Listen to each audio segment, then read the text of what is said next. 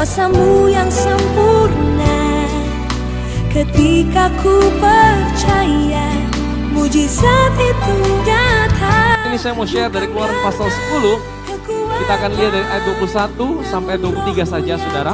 Ini adalah tulah kedua yang terakhir, saudara, sebelum tulah ke-10. Ada 10 tulah, ya. Dan 2 tulah terakhir ini tulah yang paling dahsyat, saudara. Dan tulah yang terakhir adalah tulah ke-10, itu adalah tulah kematian anak-anak sulung semua orang di Mesir. Tapi tulah ke-9 ini tulah yang cukup dahsyat, saudara. Dan kita akan lihat, saudara. Dan berfirmanlah Tuhan kepada Musa, ulurkanlah tanganmu ke langit, supaya datang gelap meliputi tanah Mesir, sehingga orang dapat meraba gelap itu. Lalu Musa mengulurkan tangannya ke langit, dan datanglah gelap gulita di seluruh tanah Mesir selama 3 hari. Tidak ada orang yang dapat melihat temannya, juga tidak ada orang yang dapat bangun dari tempatnya selama 3 hari. Tetapi pada semua orang Israel ada terang di tempat kediamannya. Lalu Firaun memanggil Musa serta berkata, pergilah, beribadahlah kepada Tuhan, hanya kambing dombamu dan lembu sapimu harus kau tinggalkan. Juga anak-anakmu boleh turut beserta kamu. Ayat 25, tapi Musa berkata, bahkan korban sembelihan dan korban bakaran harus engkau berikan kepada kami, supaya kami menyediakannya untuk Tuhan Allah kami. Dan juga ternak kami harus turut beserta kami, dan 1 kaki pun tidak akan tinggal, sebab dari ternak itulah kami harus ambil untuk beribadah kepada Tuhan Allah kami, dan kami tidak tahu dengan apa kami harus beribadah kepada Tuhan sebelum kami sampai di sana. Tapi Tuhan mengeraskan hati Firaun sehingga dia tidak mau membiarkan mereka pergi. Lalu Firaun berkata kepadanya, pergilah daripadaku, awaslah engkau, jangan lihat mukaku lagi. Sebab pada waktu engkau melihat mukaku, engkau akan mati. Ayat 29, kemudian Musa berkata, tepat seperti ucapanmu, aku tidak akan lihat mukamu lagi. Saudara, ini adalah sebuah kisah, ya. Jadi bagaimana tulah itu turun, saudara. Kalau kita lihat tulah-tulah sebelumnya itu selalu ada peringatan kepada Firaun. Jadi Musa kasih tahu sama Firaun, kalau kamu tidak dengar seperti ini. Kalau kamu tidak dengar seperti ini. Tapi khusus tulah ke-9 tidak ada pemberitahuan, saudara. Tuhan langsung kasih tahu sama Musa, Musa, ulurkan tanganmu ke langit. Ulurkan tanganmu ke langit supaya datang gelap meliputi tanah Mesir. Saudara, minggu lalu saya bahas gini, saudara. Bisakah Tuhan itu melakukan tulah tanpa Musa? Bisa tidak, saudara? Bisa, saudara. Tuhan itu bisa lakukan apapun tanpa Musa, tapi dia tidak mau lakukan itu tanpa Musa. Dia sangat menghargai Musa, bukan karena Musa hebat, bukan karena Musa baik, karena anugerahnya lah, saudara. Amin, saudara. Kalau Tuhan kasih anugerah dalam hidup saudara, bukan karena saudara dan saya baik. Amin. Itu karena Tuhan mencintai saudara dan saya. Dan Tuhan mau pakai hidup saudara dan saya. Bukan karena kita hebat, saudara. Tapi Tuhan membutuhkan respon kita. Sepertinya kalau Musa tidak ulur tangan, tulah itu tidak turun, saudara. Amin, saudara. Kita tahu, saudara, Tuhan itu adalah partner kerja kita. Tapi partner kerja yang kasih kita modal semuanya. Saudara mau kerja sama dengan seseorang, orang itu kasih saudara semua modal. Dia kasih saudara semua fasilitas. Dan dapat untung buat saudara semua. Siapa yang mau, saudara? Semua pasti mau. Tapi tidak ada di dunia seperti itu, saudara. Kecuali kita dengan Tuhan. Amin. Dia yang punya hidup kita, dia yang kasih kita modal, dia kasih kita semua kekuatan, dia kasih kita keinginan untuk lakukan yang baik, dia berjalan bersama kita, dan kalau kita bisa berjalan bersama dia, untungnya, rewardnya dikasih kita lagi, saudara. Itu Tuhan kita, saudara. Tapi dia butuh kerelaan hati kita untuk mau berjalan di dalam tuntunannya saja. Amin, saudara. Nah, jadi Musa mengulurkan tangannya. Dikatakan apa? Datanglah gelap meliputi tanah Mesir sehingga orang dapat meraba gelap itu. Saudara bayangkan. Saudara pernah dengar gelap yang bisa diraba tidak, saudara? Gelap yang bisa diraba itu seperti apa, saudara? Kalau dalam bahasa Inggrisnya, thick darkness. Thick darkness itu gelap yang tebal. Ini bukan gelap biasa, saudara. Ya, kalau gelap biasa itu malam hari, tiba-tiba kalau malam hari pasti gelap, apalagi di tengah hutan, tidak ada bintang, tidak ada bulan, tidak ada lampu, itu pasti gelap. Tapi gelapnya bagaimanapun gelapnya, saudara, tetap kita masih bisa bernapas dan bisa tidak sampai pekat gitu ya, saudara. Saya pernah ngalamin gelap yang pekat sekali. Saya pernah satu kali di dalam kamar tidur, ya, tiba-tiba lampu mati, semuanya mati. Wah, saudara, itu rasanya tidak enak, saudara. Itu padahal gelap biasa, saudara. Itu gelap biasa. Ini gelap yang bisa diraba. Saudara bisa bayangkan kalau saudara baca firman Tuhan, saudara masuk dalam kisah itu. Kalau firman Tuhan katakan gelap itu sampai bisa diraba, saudara. Itu bagaimana, saudara? Ini bukan gelap biasa, ini bukan gelap karena malam. Ini gelap yang Tuhan yang buat orang Mesir. Sehingga apa, saudara? Kita baca terus, saudara. Lalu Musa mengulurkan tangannya ke langit dan datanglah gelap gulita di seluruh tanah Mesir selama 3 hari. Kenapa 3 hari? Ya, nanti saya akan jelaskan. Tidak ada orang yang dapat melihat temannya. Bayangkan, tidak ada orang yang dapat melihat temannya. Bukan cuma tidak ada orang dapat melihat, tidak ada orang yang dapat bangun dari tempatnya. Ya, saya bayangkan kalau orang itu pas lagi ada di kamar mandi, pas datang gelap itu, saudara. Dia tidak bisa bangun dari tempatnya, saudara. 3 hari dia di kamar mandi. Saudara bayangkan, saudara. Kalau dia di tempat tidur ya baiklah, dia tidur terus ya. Tapi juga tidak enak tidur terus. Waduh, gelisah, saudara. Saudara ada di ladang tiba-tiba tidak bisa kemana-mana. Ini bukan main-main, saudara. Dikatakan tidak ada orang dapat bangun dari tempatnya selama 3 hari. Kalau gelap biasa, orang Mesir pasti punya lilin, punya persediaan bahan bakar, ya kan, api. Pasti mereka bisa mengatasi gelap biasa itu. Ini gelap yang bukan gelap biasa, saudara. Sampai dikatakan tidak ada orang yang bisa beranjak dari tempatnya sendiri. Saudara bisa bayangkan, ini kegelapan yang betul-betul pekat. Ini bukan sekedar kegelapan, kekelaman, saudara. Artinya ini ada sebuah gelap yang betul-betul sangat tidak mengenakan, menyakitkan. Makanya ini salah satu kutuk yang tulah yang sangat dahsyat, saudara. 3 hari mereka tidak bisa ngapa-ngapain, tidak bisa kemana-mana. Hari ini kita dibatasi, tapi kita masih bisa lihat kiri kanan, kita masih bisa punya HP, kita masih bisa lihat online, kita masih bisa semua. Saudara bayangkan mereka 3 hari itu nyepi, mereka betul-betul nyepi, saudara. Mereka tidak bisa lihat apa-apa, saudara. Bukan tidak bisa lihat apa, tidak bisa bergerak kemana-mana.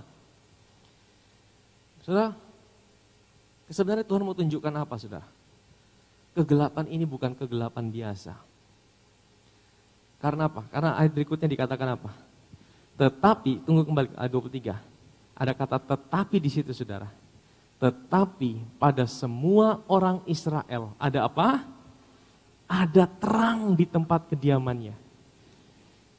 Ada terang di tempat kediamannya. Jadi saudara bayangkan, kalau itu bukan kegelapan biasa, karena itu kegelapan yang bisa diraba.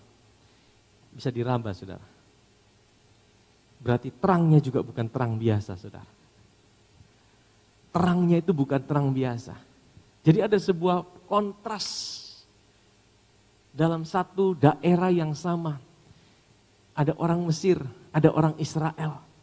Orang Israel sekalipun ada gelap, tapi dia ada terang. Ada terang yang buat dia bisa tetap berjalan. Terang itu buat dia tetap bisa beraktivitas. Terang itu buat dia tetap bisa bersukacita. Terang itu buat dia tetap bisa menuai. Jadi 3 hari itu adalah 3 hari yang bersukacita buat orang Israel. Di tengah-tengah situasi yang gelap, orang Israel tetap bisa menuai. Tetap bisa melihat yang baik. Orang Mesir semua tidak bisa bergerak, saudara. Sebenarnya kita tahu, kita mau alami apa yang orang Israel alami, saudara. Di tengah-tengah keadaan dunia yang sedang ada dalam kegelapan dan kekelaman. Tahukah, saudara, engkau adalah Israel-Israelnya Tuhan. Amin, saudara. Amin, saudara. Sebenarnya Tuhan sedang kasih kontras seperti itu. Kenapa Tuhan kasih kontras seperti itu? Tuhan kasih kegelapan yang betul-betul kelam. Sebenarnya Tuhan mau kasih gambaran begini, saudara. Kegelapan itu tidak enak, saudara. Kegelapan itu kalau 3 hari saja kegelapan seperti itu orang sudah begitu tersiksa. Jadi 2 kebutuhan, yang kebutuhan dasar manusia akan terang dan akan air, itu kebutuhan yang tidak bisa digantikan dengan apapun juga, saudara. Kalau orang tidak ada terang, waduh susah saudara, itu sama dengan orang tidak ada air saudara. Kalau saudara dikurung terus dalam kegelapan, bagaimana rasanya saudara? Orang bisa stres, bisa gila saudara. Ya, kalau terus dikurung dalam kegelapan saudara, waduh dia bisa gila saudara. Saya percaya kalau sampai 6 hari orang jadi gila saudara. Kalau dibiarkan kekelaman, kalau Tuhan kasih sampai lebih lama lagi. Ya, kalau saudara belum pernah rasakan, coba rasakan saudara. Dikurung dalam ruang isolasi, tidak ada cahaya sama sekali, tidak ada teman, semua tidak bisa ini. Dan saudara mengalami kegelapan, bisa gila saudara. Nah Tuhan mau bilang, 3 hari saja, itu begitu dahsyatnya kengeriannya. Apalagi kalau selama-lamanya, ketika orang tidak kenal Tuhan, dia akan ada dalam kegelapan untuk selama-lamanya. Amin saudara. Jadi Tuhan sedang mau bilang, kalau orang itu tidak punya Tuhan dalam hidupnya akan ada dalam kegelapan untuk selama-lamanya saudara. Jadi itu satu pembelajaran buat setiap kita. Mungkin saudara belum pernah dengar nama Yesus hari ini. Ya. Nah, saya akan masuk lebih dalam. Mari kita buka Kejadian pasal yang pertama. Kalau gelapnya itu bukan gelap biasa, itu hanya bisa dikalahkan oleh terang yang bukan terang biasa. Tidak bisa terang lampu Philip, lampu neon seperti ini saudara. China sedang membuat matahari buatan saudara. Sedang buat saudara. Katanya sinarnya itu jauh lebih terang dan lebih panas daripada matahari. Wah, manusia berusaha buat, tapi manusia tidak bisa ciptakan terang yang sejati. Amin saudara. Karena apa? Nah, kita lihat di Kejadian pasal yang pertama. Coba kita buka. Kejadian pasal pertama, ayat yang pertama. Pada mulanya Allah menciptakan langit dan bumi. Bumi belum berbentuk dan kosong. Gelap gulita menutupi samudera raya. Dan roh Allah melayang-layang di atas. Jadi ini menurut penafsir-penafsir Alkitab, katanya gini saudara. Jadi waktu di surga itu, ya, itu Tuhan itu sebenarnya menciptakan malaikat semua sempurna. Ada 3 penghulu malaikat, Lucifer, Mikael, dan Gabriel. Tapi satu penghulu malaikat namanya Lucifer memberontak pada Tuhan. Dia berusaha melawan Tuhan, merebut tahta Tuhan. Dosa kesombongan. Ya, akhirnya dia dibuang ke bumi, Lucifer. Dan dia bawa 1/3 daripada malaikat. Dia punya grup itu dibawa semua. Dan bumi itu dia dibuang sehingga bumi terjadi sebuah kekacauan. Bumi belum berbentuk dan kosong. Terjadi kegelapan. Kegelapan itu sebenarnya itu bukan Tuhan ciptakan untuk manusia. Di dalam Tuhan tidak ada kegelapan, saudara. Ya, kegelapan itu terjadi karena pemberontakan. Sehingga ada neraka. Itu sebenarnya bukan untuk manusia. Itu untuk iblis dan antek-anteknya. Tapi karena ada manusia yang tidak mau percaya kepada Tuhan. Tidak mau menerima Yesus dan karyanya. Sehingga tidak ada jalan lain, saudara.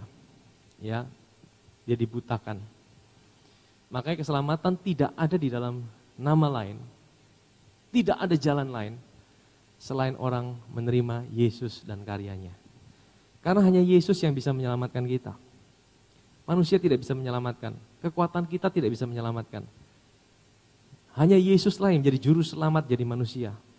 Baru kita bisa diselamatkan, saudara. Amin, saudara. Keselamatan itu sebuah anugerah yang Tuhan berikan. Kita meresponnya dengan apa? Dengan iman. Ingat minggu lalu saya bilang iman itu apa?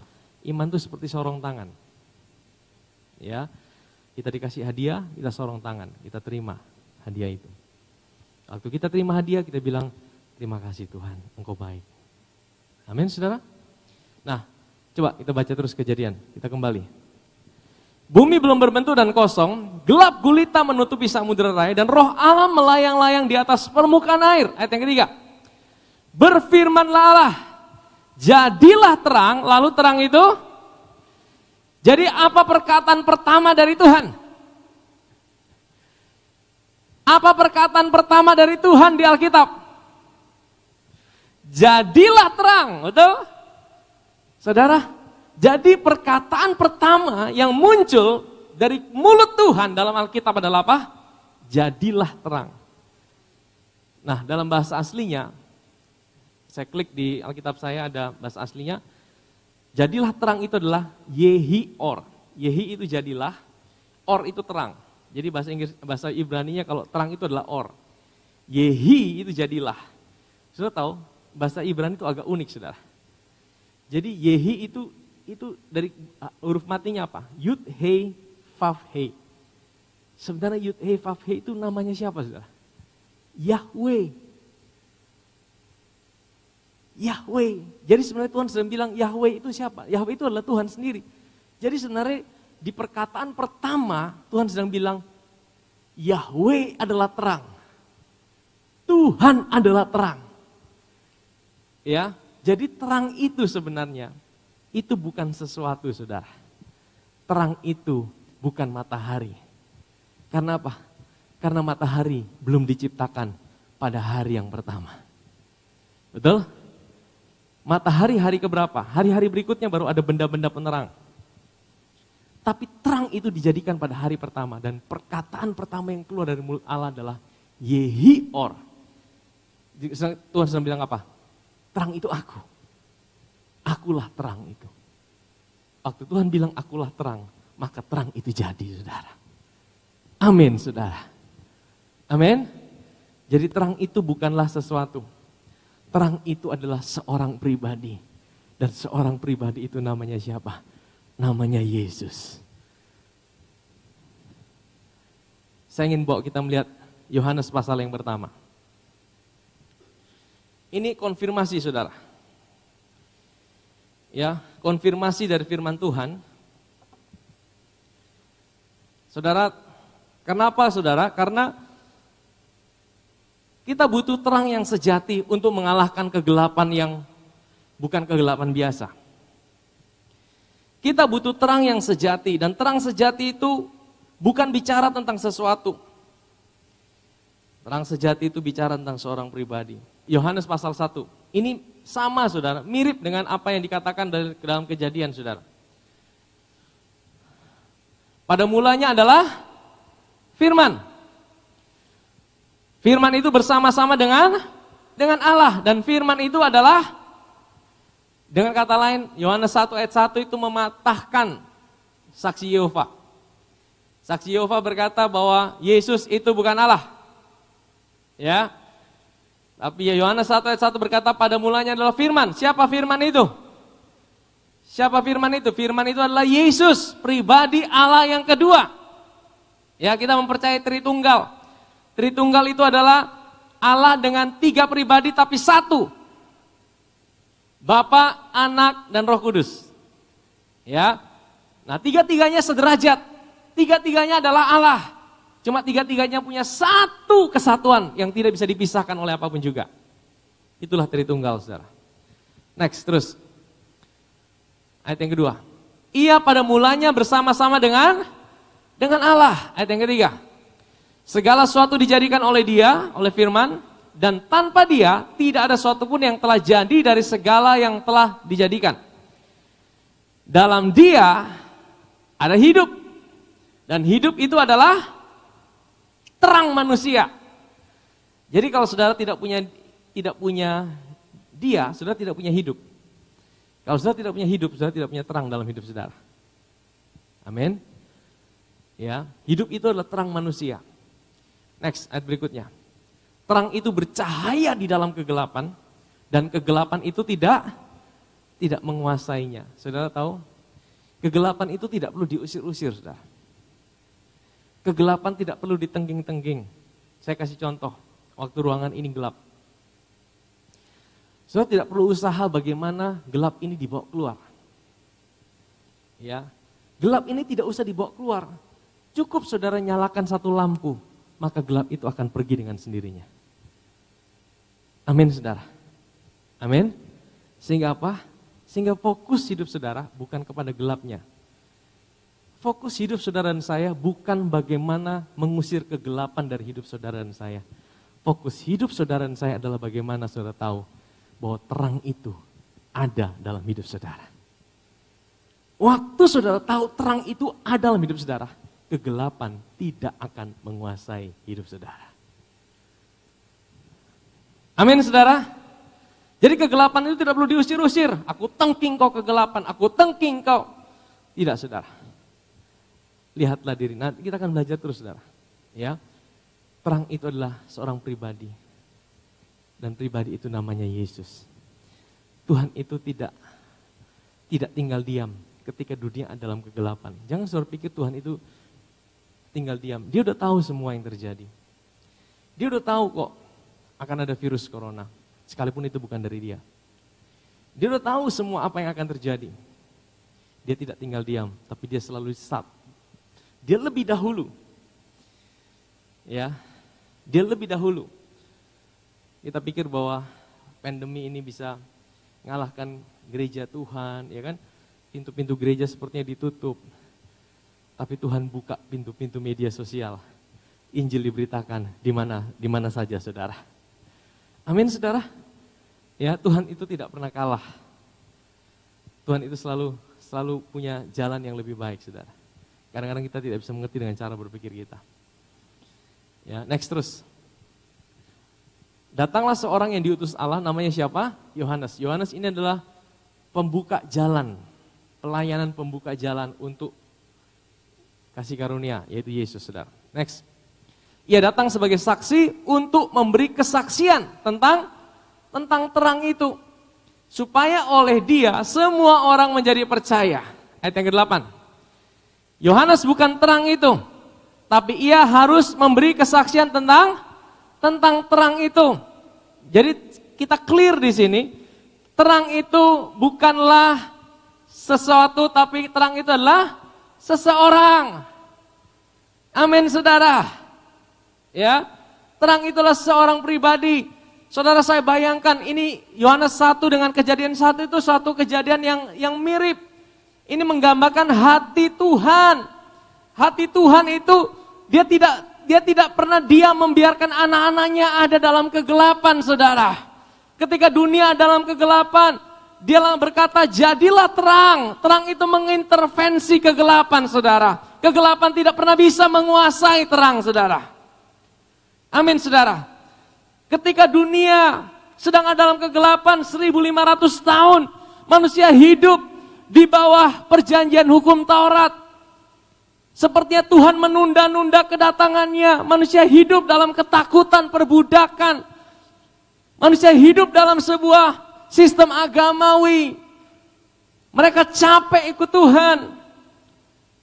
Tuhan tidak pernah lupa akan janjinya. Dia datang sebagai bayi. Hari ini juga, saudara, di tengah kegelapan yang sedang ada dalam dunia.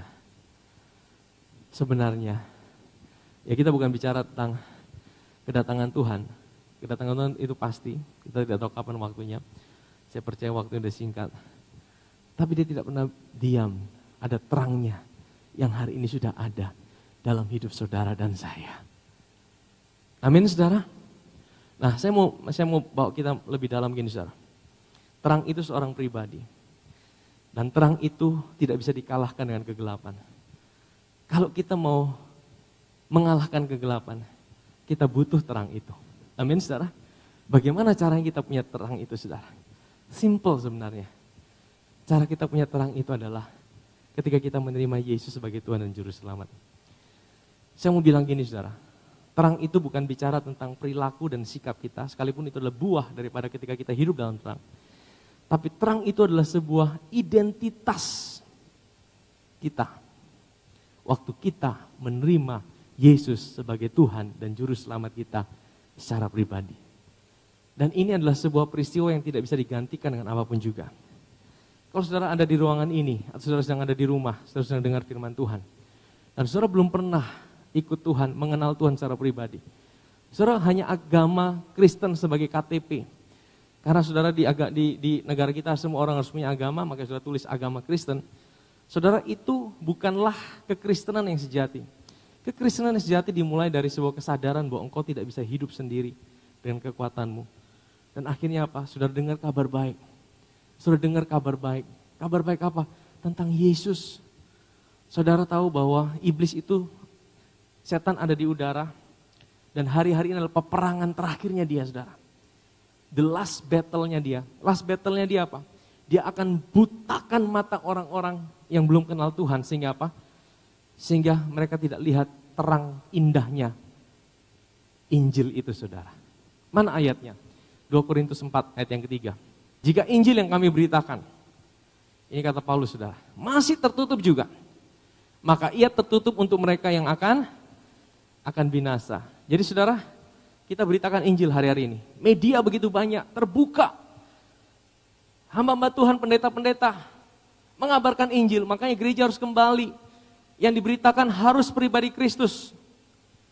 Ya, Injil itu selalu hubungannya dengan seorang pribadi. Injil itu bukan kata-kata motivasi. Gereja bukan tempat memberitakan kata-kata motivasi. Gereja adalah tempat memberitakan Kristus dan karyanya. Karena hanya ketika orang dengar tentang Kristus dan apa yang dia kerjakan, itu yang membangkitkan imannya. Amin saudara. Makanya melalui media diberitakan tentang Kristus, orang dengar, Roh Kudus menjamah hatinya, imannya dibangkitkan. Tanpa sadar dia terima Tuhan, sekalipun di kamar tidurnya, sekalipun tidak ada orang yang lihat. Dan saya percaya hari-hari ini akan ada banyak penuaian jiwa-jiwa. Tanpa KKR lapangan yang besar-besar saudara. Tuhan yang bekerja secara dahsyat. Amin saudara. Ya, next. Yaitu siapa? Orang-orang yang tidak percaya, yang pikirannya telah dibutakan oleh ilah zaman ini sehingga mereka tidak melihat apa? Terang Injil. Dalam bahasa Inggrisnya katakan terang Injil, the glorious gospel. Tentang kemuliaan Kristus yang adalah gambaran Allah. Jadi Injil ini diberitakan di mana-mana nih. Di seluruh media-media setiap hari, apalagi hari Minggu nih saudara. Wah saudara, yang di rumah bisa pilih mau channelnya siapa. Tinggal pilih saja saudara. Tapi saudara tetap mesti ada dalam sebuah gereja lokal. Amin. Hari-hari ini banyak pilihan makanan. Tapi saudara tetap mesti ada dalam sebuah gereja lokal. Di mana saudara bisa bertumbuh. Karena makanan yang ada kan mesti saudara tetap saring saudara. Ya, salah makan bisa sakit perut saudara. Karena media juga bebas tapi tidak ada filter. Saudara bisa dengar apa saja. Bahkan kadang-kadang itu menyesatkan pikiran saudara. Saudara dapat pengajaran-pengajaran yang salah. Makanya ketika kita dalam gereja lokal, saudara punya wadah untuk bisa bertumbuh. Dan saudara bisa bertanya, saudara bisa digembalakan. Ya, dan saudara tidak mungkin bisa dapatkan pengembalaan dari secara online. Misalnya saudara dengar khotbah dari Amerika sana, ya dari Singapura, dari Jakarta. Saudara, kita tidak bisa, gereja adalah sebuah koinonia, ada fellowship di dalamnya. Ya, tapi pilihan makanan sekarang luas saudara. Tapi kalau ada pun orang sampai tidak bisa dengar, tidak bisa terbuka, berarti dia dibutakan pikirannya saudara. Dibutakan oleh siapa? Ilah zaman ini. Di belakangnya siapa? Ya iblis. Dia membutakan pikiran-pikiran orang supaya apa? Orang tidak bisa lihat cahaya Injil itu. Keindahan Injil. Injil diputar balikkan sehingga tidak kelihatan keindahannya. Orang bilang, malas dengar Injil. Nanti saja. Injil itu tidak baik. Begini-begini. Karena apa? Karena Injil itu ditutupin keindahannya. Iblis itu tidak mau saudara lihat yang indah daripada Tuhan. Dia tutupin. Supaya saudara lihat, tidak bisa lihat keindahannya dia. Padahal Injil itu sesuatu yang sangat indah. Sangat luar biasa. Karena bicara tentang apa? Kasih Tuhan buat manusia. Amin saudara. Saya akan bawa kita lihat di 1 Yohanes. Dan inilah berita yang telah kami dengar dari dia. Dia ini siapa? Dari Yesus. Yang kami sampaikan pada kamu. Apa itu beritanya? Allah adalah terang. Dan di dalam dia sama sekali tidak ada kegelapan. Ya sekali lagi saudara. Tuhan itu sama sekali tidak ada kegelapan saudara. Di dalam Yakobus dikatakan, ya segala pemberian, setiap anugerah yang baik datangnya dari Bapa, segala terang. Sudah ingat ayatnya itu? Daripadanya tidak ada sedikit pun bayangan. Ya, ada ingat ayatnya di Yakobus berapa itu? Tapi saudara tidak usah baca. Adalah itu ya, saudara nanti carilah.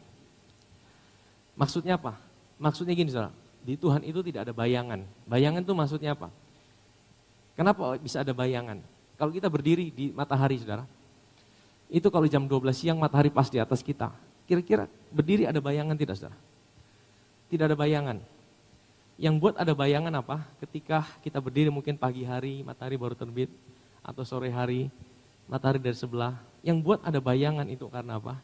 Ada tubuh kita yang menutupi, ada kegelapan. Kenapa ada bayangan? Karena ada kegelapan. Betul? Di dalam Tuhan sama sekali tidak ada bayangan. Karena apa? Tidak ada kegelapan sama sekali, saudara. Ya, semuanya adalah yang baik, saudara. Jadi jangan pikir Tuhan akan kasih yang buruk-buruk dalam hidup saudara. Di dalam Dia tidak ada sedikit pun niat jahat Tuhan. Dia Tuhan yang baik buat kita. Next, terus kita kembali ke 1 Yohanes 1. Jika kita katakan bahwa kita beroleh persekutuan dengan Dia, ini adalah orang-orang yang agamawi, yang mengaku Kristen, tapi tidak sungguh-sungguh lahir baru, saudara. Ya, namun kita hidup dalam kegelapan. Kita berdusta dan kita tidak melakukan kebenaran. Ayat yang ke-7.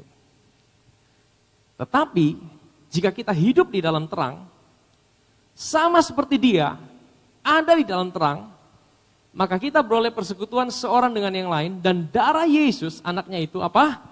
Menyucikan kita daripada segala. So, perhatikan ayat ini ayat yang penting, saudara. Tetapi jika kita hidup di dalam terang, apa artinya hidup di dalam terang? Hidup di dalam terang itu bukan berarti engkau selalu perilakumu tidak pernah gagal, saudara. Ya, hidup dalam terang itu bukan bicara tentang perilaku kita. Perilaku kita adalah buah daripada ketika kita hidup di dalam terang. Nah, terus apa hidup di dalam terang itu, saudara? Hidup dalam terang adalah sebuah status kita. Waktu kita menerima Yesus sebagai Tuhan dan Juru Selamat. Waktu kita hidup di dalam terang sama seperti Dia ada dalam terang. Saudara, saya ingin kasih gambaran gini. Kenapa saya ambil ini ada minuman gelas ini supaya kasih contoh buat kita. Ini contoh kita ada di dalam Adam. Ya. Waktu kita ada dalam Adam, ini kita dalam kegelapan. Karena apa? Karena Adam berdosa. Jadi saudara, ini Adam berdosa, setiap kita ada dalam Adam. Saudara lahir pun tidak buat dosa, saudara disebut sebagai orang berdosa. Karena apa? Karena dosanya Adam. Ini kegelapan. Yesus datang, dia datang sebagai keturunan Adam. Dia masuk dalam Adam. Makanya disebut sebagai Adam terakhir. Tapi apa yang terjadi? Dia mati di atas kayu salib sebagai Adam. Untuk apa? Dia bereskan semua kegagalan Adam. Termasuk kegagalan saudara dan saya di dalam Adam. Waktu dia bereskan itu, dia mati di atas kayu salib. Waktu dia mati di atas kayu salib, dia dikuburkan. Dikuburkan dengan siapa? Dengan saudara dan saya dan dosa-dosa kita. Waktu dikuburkan, ini udah hilang, saudara. Ini kan tidak bangkit lagi. Yang bangkit adalah tubuh yang baru. Inilah Kristus. Tubuh yang baru. Ini Kristus. Tapi waktu dia bangkit, dia tidak bangkit sendirian. Dia bawa saudara dan saya bangkit bersama Dia. Amin, saudara. Hari ini saudara di mana? Ada di dalam terang. Terang itu siapa? Terang itu seorang pribadi. Namanya Yesus Kristus Tuhan. Amin. Jadi saudara, di dalam terang, artinya di dalam hidup saudara yang baru. Itu identitas saudara dan saya. Hari ini saudara ada di dalam Kristus. Waktu saudara ada dalam Kristus, firman Tuhan bilang apa? Next. Kita, tunggu. Jangan kesini dulu. Jika kita hidup dalam terang, sama seperti Dia ada dalam terang, identitas kita, maka kita beroleh persekutuan seorang dengan yang lain. Ya. Kenapa kita disebut sebagai gerejanya? Kita disebut sebagai apa? Persekutuan, koinonia. Itu karena kita dilahirkan dari roh yang sama. Maka kita bisa panggil Dia ya Aba, ya Bapa, ya. Dan bukan hanya itu, saudara. Darah Yesus, anaknya itu, menyucikan kita daripada berapa dosa? Segala atau separuh? Segala atau separuh? Segala atau separuh? Kalau segala itu berapa? Semuanya itu maksudnya apa? Maksudnya gini, saudara. Waktu saudara ada dalam Kristus, kadang-kadang dalam hidup kita ini, ada dosa-dosa yang kita lupa minta ampun sama Tuhan. Betul ya saudara? Ayo jujur, seberapa yang kita tiap hari ingat semua dosa kita? Ada yang setiap hari saudara catat, bangun pagi saya buat dosa apa? Ada? Ada yang catat dosanya 5 tahun lalu catat, hari ini saya buat dosa ini, lusa ini. Semua detail bisa ingat? Bisa tidak saudara? Khawatir itu dosa tidak saudara? Khawatir itu dosa loh saudara. Khawatir itu tidak percaya Tuhan loh saudara.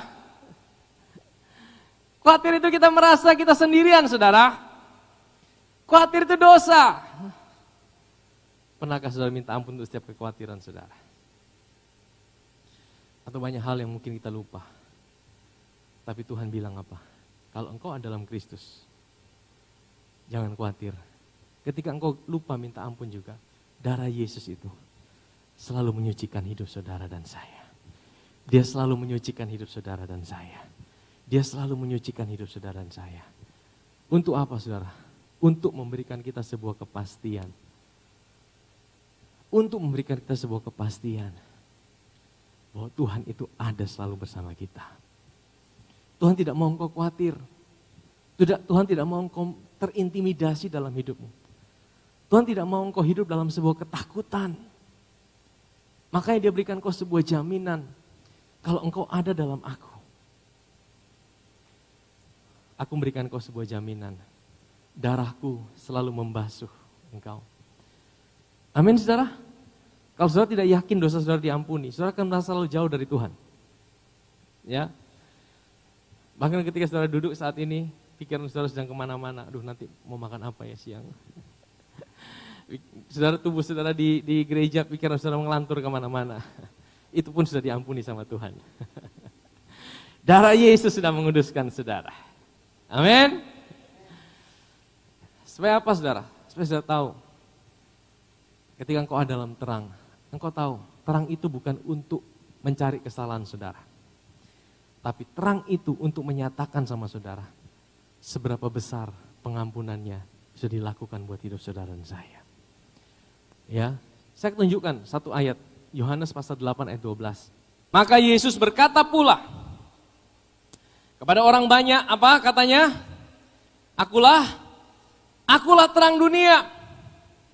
Barang siapa mengikut aku, ia tidak akan berjalan dalam. Sebenarnya hari ini kita percaya bahwa kita mengikut Tuhan. Kalau sudah terima Yesus, saudara ikut Tuhan, saudara tidak akan berjalan dalam kegelapan. Ini Yesus yang bilang saudara. Melainkan ia akan mempunyai terang hidup. Ya, jadi saya mau bilang saudara, saudara sadar siapa diri saudara dalam Kristus. Terang Tuhan itu untuk apa saudara? Kenapa dia nyatakan dirinya sebagai terang? Konteksnya apa ayat ini? Ini ayat tidak berdiri sendiri saudara. Kalau saudara baca Alkitab mesti belajar konteks daripada apa yang dibicarakan. Supaya kita tidak comot-comot ayat mendirikan doktrin berdasarkan satu ayat.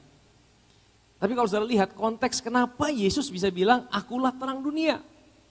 Itu kisahnya adalah waktu dia berjumpa dengan seorang wanita yang kedapatan berbuat zina. Di ayat sebelumnya saudara akan baca di rumah. Wanita itu saudara mau dirajam sampai sama orang Farisi. Wanita itu mau dilempar batu saudara. Kemudian apa saudara? Yesus kan akhirnya bilang, barang siapa tidak berbuat dosa silakan lempar batu yang pertama. Yesus tulis di lantai. Ya itu saya sudah pernah jelaskan saudara. Tapi akhir daripada kisah itu Yesus bilang apa? Hai wanita, mana orang yang menghukum kamu? Wanita itu ngangkat kepala, dia lihat kiri kanan. Tidak ada Tuhan. Aku juga tidak menghukum kamu. Pergi dan jangan berbuat dosa lagi. Setelah Yesus bilang gitu, Yesus bangkit berdiri. Akulah terang dunia. Barang siapa ikut aku, dia tidak akan berjalan dalam kegelapan. Maksudnya apa saudara? Kenapa dari tiba-tiba dengan perempuan berbuat zina, Yesus langsung bangkit berdiri dan bilang, akulah terang dunia. Maksudnya gini saudara, Yesus mau bilang gini, waktu aku bilang aku terang dunia, itu bukan untuk menyatakan seberapa besar dosa wanita itu. Tapi aku mau menyatakan seberapa besarnya pengampunanku buat dosa wanita itu. Terangku itu bukan untuk mencari kesalahan wanita itu. Terangku adalah untuk menyatakan betapa besar apa yang aku lakukan untuk mengampuni dosa-dosanya. Amin, saudara. Jadi saudara tahu, kalau saudara berjumpa dengan terang Tuhan, saudara takut atau tidak? Kalau saudara kita memiliki pemahaman yang benar, kita tidak pernah takut berjumpa dengan terang Tuhan. Karena apa? Terang Tuhan tidak pernah mencari kesalahan saudara. Tapi terang Tuhan menyatakan betapa besar karyanya di atas kayu salib. Melihat pengampunan buat hidup saudara dan saya. Amin, saudara. Amin. Itu apa terang Tuhan dalam hidup kita? Mazmur 119 ayat yang ke-105. Ini ayat yang sudah sangat terkenal. Firman-Mu pelita bagi kakiku, terang bagi jalanku. Maksudnya apa, saudara? Ingat firman itu adalah siapa? Firman itu adalah Yesus, Yesus itu adalah terang, firman itu adalah terang. Jadi firman itu adalah pelita bagi kakiku dan terang bagi apa? Bukan cuma jalanku, setiap jalanku. Ya, bagi setiap jalan kita. Ya, sebenarnya gini saudara, waktu saya baca ini saya renungkan saudara. Apa artinya itu saudara? Saudara, firman Tuhan itu adalah pribadi Tuhan, adalah terang. Dia bukan cuma terang untuk ya kita mati masuk surga. Ada yang berkata bahwa karya Kristus itu hanya untuk bawa kita mati masuk surga. Sebenarnya kita hanya mau hidup ini mati masuk surga. Kalau saudara hanya mau hidup mati masuk surga, lebih baik cepat-cepat genapi visi itu saudara. Ada yang mau cepat-cepat menggenapi visi itu? Kalau saya tanya, siapa yang mau menggenapi visi mati masuk surga? Semua mau, tapi siapa mau cepat duluan? Tidak ada yang mau saudara. Saya percaya Tuhan bukan hanya mati untuk kita mati masuk surga. Tapi Tuhan mau ketika kita ada di bumi, kita juga mengalami surga di setiap area kehidupan kita. Amin. Makanya menjadi terang itu maksudnya apa, saudara? Saya dapatkan ini, waktu kita dengar firman itu bicara tentang Yesus. Saudara, kadang-kadang saudara belum didoakan. Saudara belum tidak ditumpangi tangan. Tapi waktu saudara dengar tentang Yesus, saudara dengar tentang Yesus, sang firman itu, tiba-tiba ada terang yang menerangi hati saudara. Tiba-tiba saudara dapat inspirasi. Saudara dapat jalan keluar. Saudara tiba-tiba, oh saya dapat jalan keluar ini. Pernah saudara ngalamin seperti itu? Saya sering kali ngalamin seperti itu saudara. Ya, waktu saya renungkan firman, tiba-tiba Tuhan kasih inspirasi. Oh jalannya seperti ini nih. Kita ini tidak ahli segala sesuatu saudara. Ya, kita juga tidak ahli semua. Ada yang ahli dalam bidang kesehatan, ada ahli dalam bidang ekonomi, ada yang ahli dalam... Tapi kita tidak bisa ahli dalam semuanya saudara.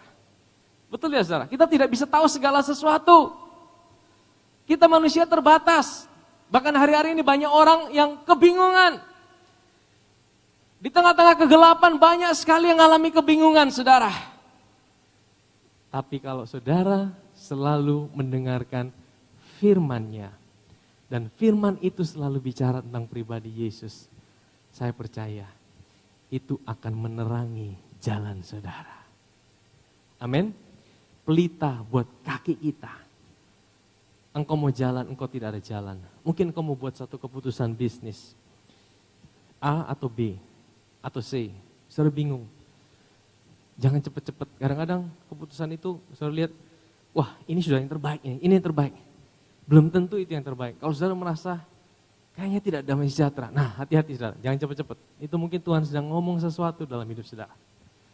Atau saudara yang sedang jomblo-jomblo dan mau dapat pasangan. Jangan hanya lihat covernya saja, ya, tapi minta Tuhan bicara dalam hidup saudara. Amin. Tapi kalau sudah jadi, jangan bilang minta suara Tuhan lagi, saudara. Tidak ada jalan kembali. Amin. Karena apa yang saudara putuskan, saudara harus jalani. Amin, saudara. Tapi kalau saudara masih masa penjajakan, ya, saudara minta dari Tuhan. Kadang-kadang apa yang saudara lihat bagus secara kasat mata, belum tentu itu dari Tuhan. Saudara minta damai sejahtera Memang setiap kita harus hidup dalam damai sejahtera. Kalau kita tidak dalam damai sejahtera berarti ada something wrong dalam hidup kita. Tapi ketika engkau mau ambil keputusan sesuatu, tiba-tiba saudara merasa tidak damai sejahtera. Berarti jangan-jangan Tuhan sedang bicara sesuatu dalam hidupmu. Itulah terang, itulah wisdom. Itulah terang yang dia nyatakan dalam hidup kita. Saudara mungkin tidak ahli segala sesuatu. Tapi kalau terang itu bicara sama saudara, dia nyatakan sesuatu, dia kasih inspirasi. Saudara buka hati, saudara bisa ambil keputusan yang tepat. Saudara bisa ada pada waktu yang tepat, pada situasi yang tepat. Amin saudara. Amin. Kita butuh terang itu. Dan terang itu sudah ada dalam hidup saudara. Cuma dia mau kita sadari itu saudara. Kalau saudara sadar itu, kegelapan tidak bisa kuasai hidup saudara. Banyak kali kita tidak sadar siapa kita dalam Kristus. Sehingga seringkali kegelapan bisa kuasai hidup kita. Tapi saya mau bilang satu kebenaran. Kalau saudara tahu siapa saudara dalam Kristus, firman Tuhan yang bilang kegelapan tidak akan menguasai hidup saudara dan saya. Amin saudara. Yang terakhir, Efesus pasal yang kelima. Ini betul-betul terakhir saudara. Memang dahulu kamu adalah kegelapan. Sebenarnya kita tahu bahwa kita dulu kegelapan. Oh tidak tahu ya, sedikit. Setiap kita dalam Adam ini gelap saudara. Adam ini gelap, tidak bisa hidup. Butuh Kristus. Memang dahulu kamu adalah kegelapan, tapi sekarang kamu adalah terang dalam Tuhan. Sebab itu hiduplah sebagai anak-anak terang. Nah ini nasihat dari Rasul Paulus. Yang pertama harus tahu dulu siapa diri kita dalam Kristus. Identitas kita. Kita ini adalah anak-anak terang. Yang itu harus kita yakinkan dulu. Kita harus percaya dulu. Kita harus bangun pondasi kita yang kuat di situ. Sehingga apa? Apapun yang saudara alami, saudara akan ngalamin banyak masalah, tantangan, goncangan.